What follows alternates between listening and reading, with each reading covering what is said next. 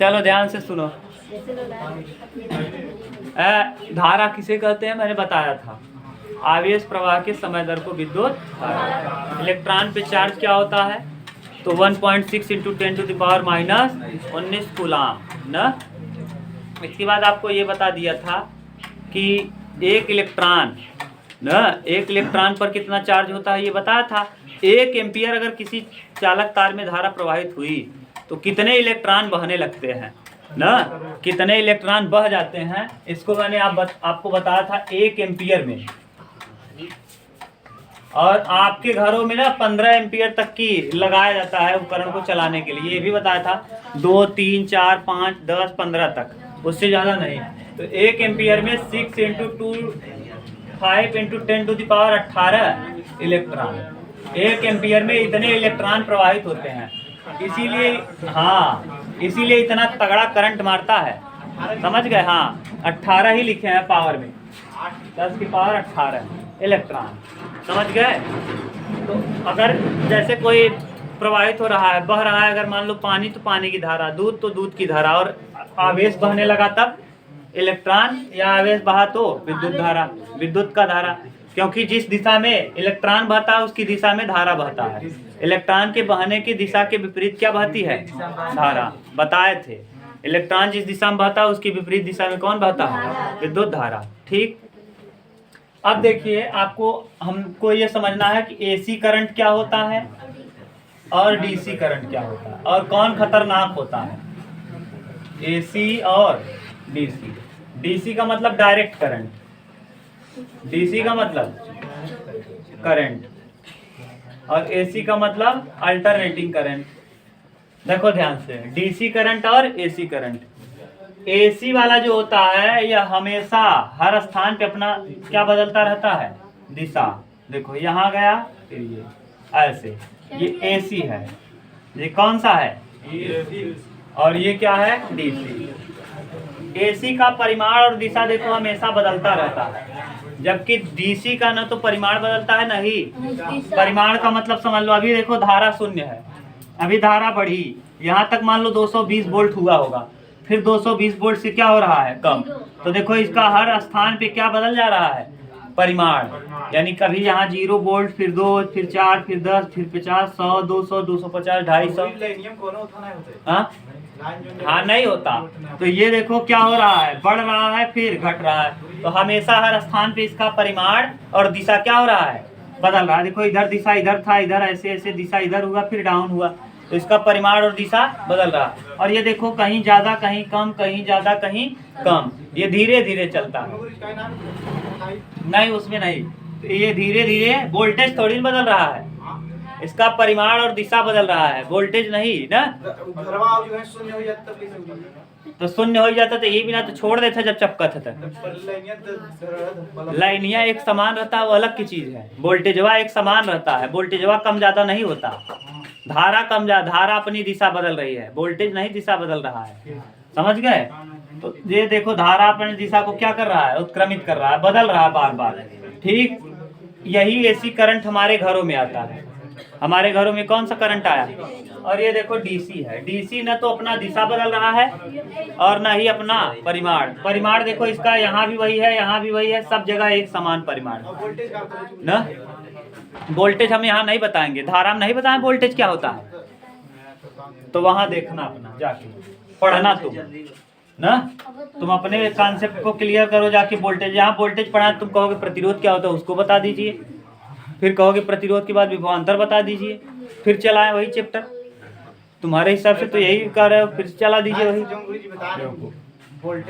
आप एसी देखो, एसी और डीसी क्या है, ये क्या है, दूर तक जाता है। ये देखो लगातार भाग रहा है। अगर कोई व्यक्ति लगातार भागेगा तो थकेगा जल्दी की, हाँ जल्दी थक जाएगा। और जो धीरे धीरे भाग रहा है, फिर रुक रहा है, भाग रहा है, रुक रहा है, भाग रहा है, रुक रहा है, तो ऐसी स्थिति में क्या होगा, धीरे धीरे चल रहा है, यानी ये वाला क्या रहेगा, ज्यादा दूर तक जा सकता है। यानी इसे हम कहाँ तक ले जा सकते हैं, दूर तक। और इसे ज्यादा दूर तक भेजा नहीं जा सकता, क्योंकि ये जल्दी बहुत तेज दौड़ रहा है, तो क्या होगा, ये थक जाएगा। तो इसे दूर तक नहीं ले जाते। दूसरी बात, इसको हम स्टोर नहीं कर सकते, यानी इसको हम स्टोर नहीं कर सकते, यानी बैटरी वैटरी में इसका उपयोग नहीं करेंगे। आप सेल है, बैटरी है, इसमें हम एसी नहीं रखते हैं। सेल और बैटरी वैटरी में कौन सा करंट होता है?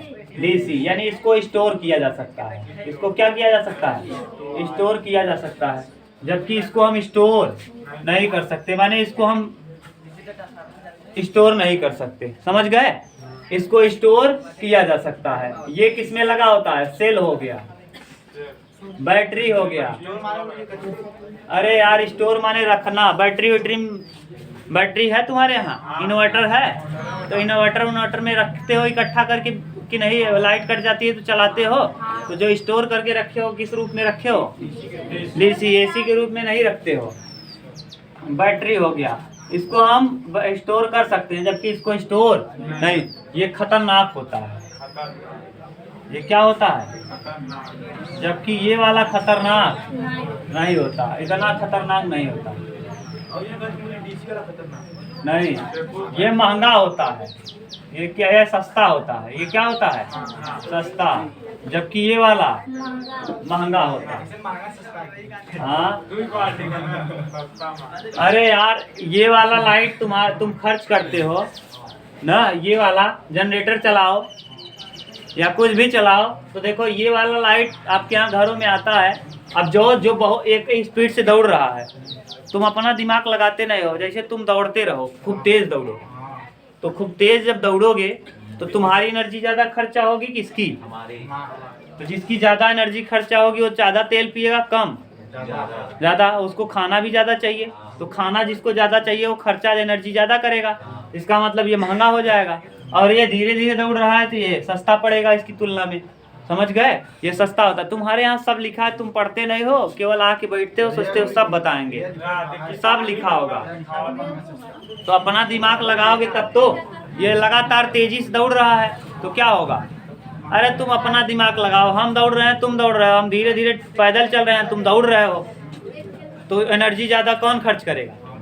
तुम्हारा एनर्जी ज़्यादा खर्च होगा। जिसका एनर्जी ज़्यादा खर्च होगा तो वो महंगा होगा, और जिसका एनर्जी कम खर्च होगा वो सस्ता होगा। समझ गए?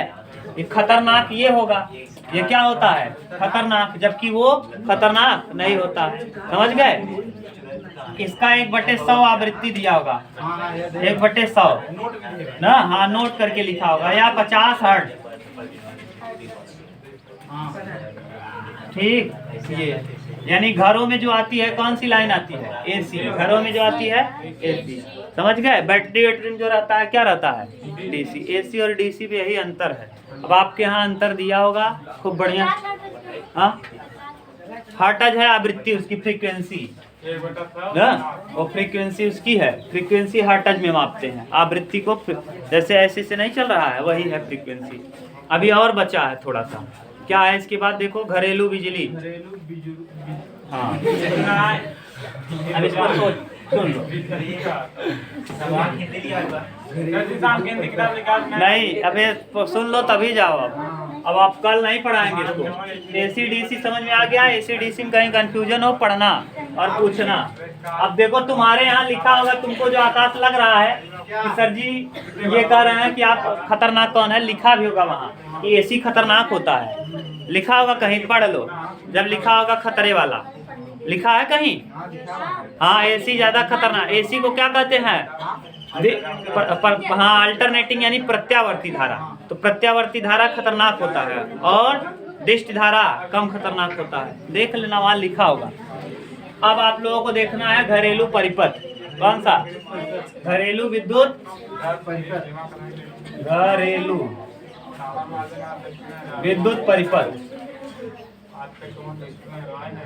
घरेलू विद्युत परिपथ,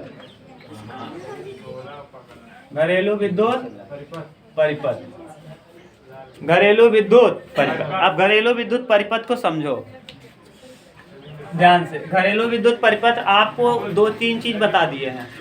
जो ट्रांसफार्मर से है, ये दिन भर तुम लोग के नहीं क्या हंसती हो? क्या मिल जाता है? लड्डू मिल रहा है क्या मन में?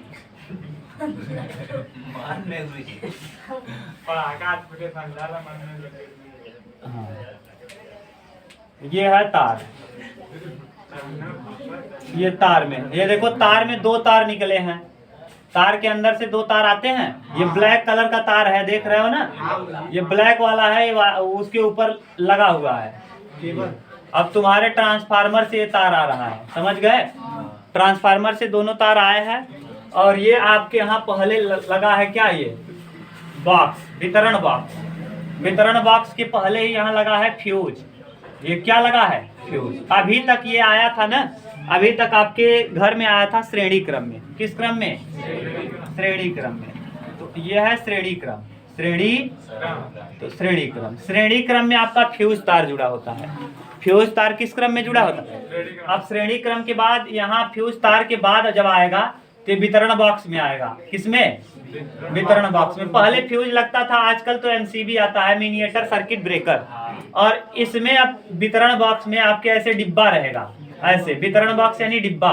हर घर एक लाइन अलग अलग, ये अगला एमसीबी या ए नंबर या बी नंबर, जय कमरा रहे तैठी एमसीबी लगाए दे।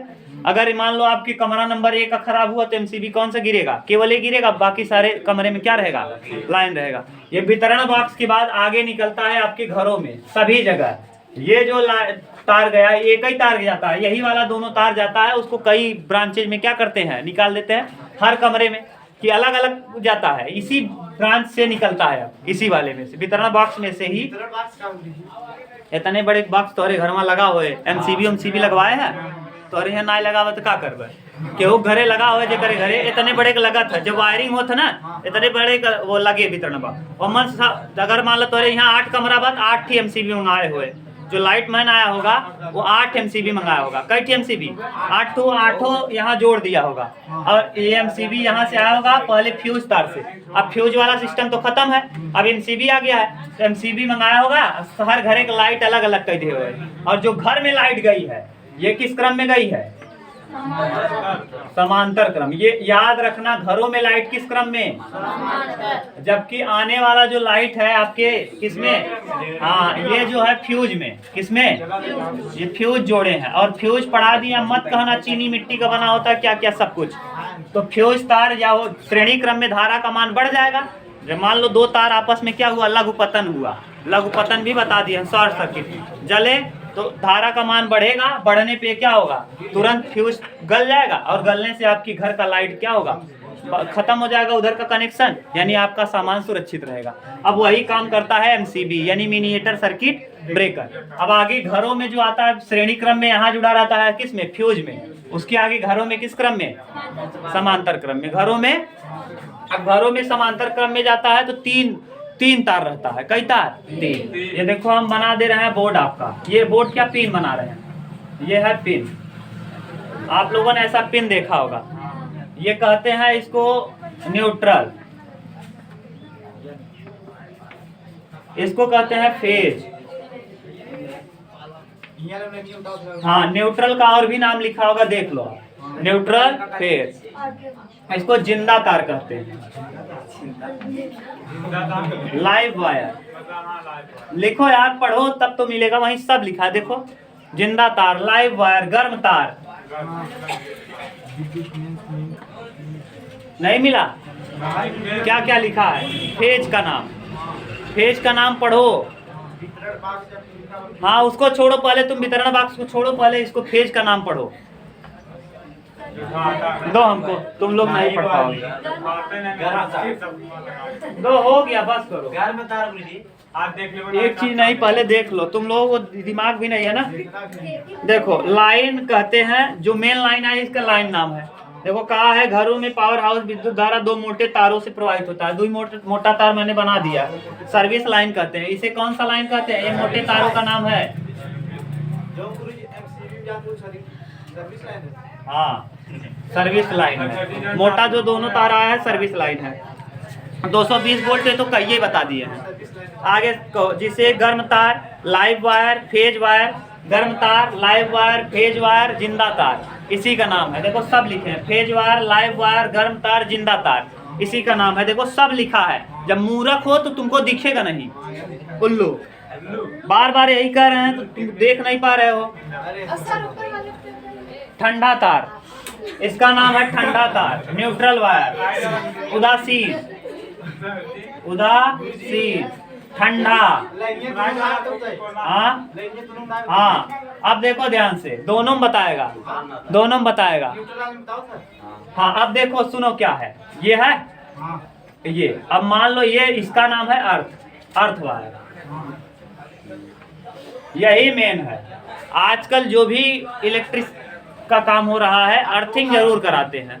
अर्थिंग क्या होता है, जैसे मान लो ये कभी तार यहाँ का गला और ये गलती से यहाँ टच कर गया, अब टच कर गया, आप बोर्ड को गए टच किए और बोर्ड में कनेक्शन आया, मान लो फ्रिज में ही है, फ्रिज में टच कर गया, जैसे ये मान लो ये आपने पिन लगाया, पिन ला के यहाँ तार से जोड़ा है, ये मान लो आपका फ्रिज जुड़ गया, ये आपका क्या जुड़ गया है, फ्रिज जुड़ा है। अब फ्रिज में मान लो यहाँ कहीं कट पिट गया और ये कटने पिटने की वजह से ये टच कर गया है किसको, फ्रिज को। अब आप फ्रिज को आए पकड़े और अगर ये अर्थिंग न रहा तो आपको, आपने पकड़ा, अब ये यहाँ से मिला न्यूट्रल और आपका जमीन पे पैर है, आप मिल गया फेज, न्यूट्रल और फेज मारा आपको धाएं, लाइट मार दिया, लाइट मार दिया, झंझना देगा या पकड़ लेगा, जो भी कर ले, जैसा पावर रहेगा। कभी कभी लोग पंखे को टच करते हैं तो मर भी जाते थे पहले के समय।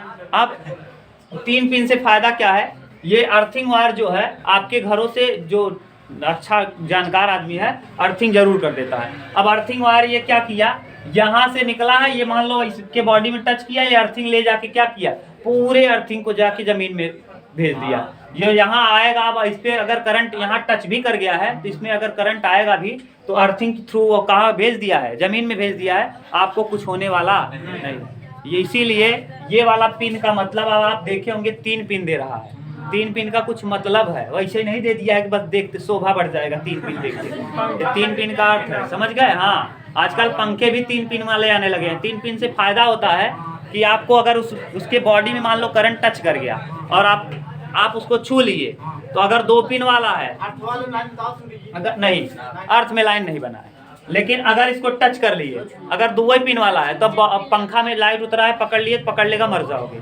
और अगर 3 पिन वाला है और यहाँ लगा है तो अर्थिंग के थ्रू वो कहाँ चला जाएगा, बाहर, आपको लाइट मारने का खतरा नहीं। समझ गए कि नहीं, ये है, ये अर्थिंग होता है, ये न्यूट्रल होता है, ये फेज होता है, इसे जिंदा तार। कभी कभी आपने चिड़िया को बैठे हुए देखा होगा, इसको दोनों, जब तक दोनों नहीं टच होगा तब तक आपको कोई खतरा नहीं, जब दोनों टच हुआ तभी खतरा होने का चांस है। समझ गए। अब आप कहें हाँ मर जाएगा आदमी, अब जैसे आप कहेंगे इसमें कैसे मर जाएगा, ये आया था कटा, कटने की वजह से इसका ये कौन सा न्यूट्रल यानी उदासीन तार इसमें टच किया और आप ये फ्रिज पकड़े, आपका जमीन पे टच हुआ, न्यूट्रल वहां से मिला, फेज यहाँ से मिला, मान लो न्यूट्रल वाला टच कर गया है तो न्यूट्रल तो इसमें है और जमीन से आपको क्या मिल गया, फेज मिल गया, हमारा धड़ाम से सब काम हो गया। और अगर अर्थिंग लगा है तो आपने यहाँ टच भले से किया है लेकिन इसको रास्ता पहले से मिल चुका है, कहाँ जाने का, अर्थिंग से, तो यहाँ आपको लाइट मारने का कोई खतरा नहीं है। इस तरह से ये चैप्टर आपका फिनिश। समझ गए। जिंदा तार क्या है, लाइव वायर क्या है, फेज वायर क्या है, अर्थिंग वायर क्या है, अब आपको सब क्लियर होगी। अब नहीं जानते तो मैं नहीं जानता, मैंने टोटल अच्छे से क्लियर कर दिया। अगर कुछ पूछना हो तो पूछ सकते हो। अब आज से कल से आपकी चलेगी हिंदी साहित्य का इतिहास, पढ़ा दिए हैं, वीडियो है।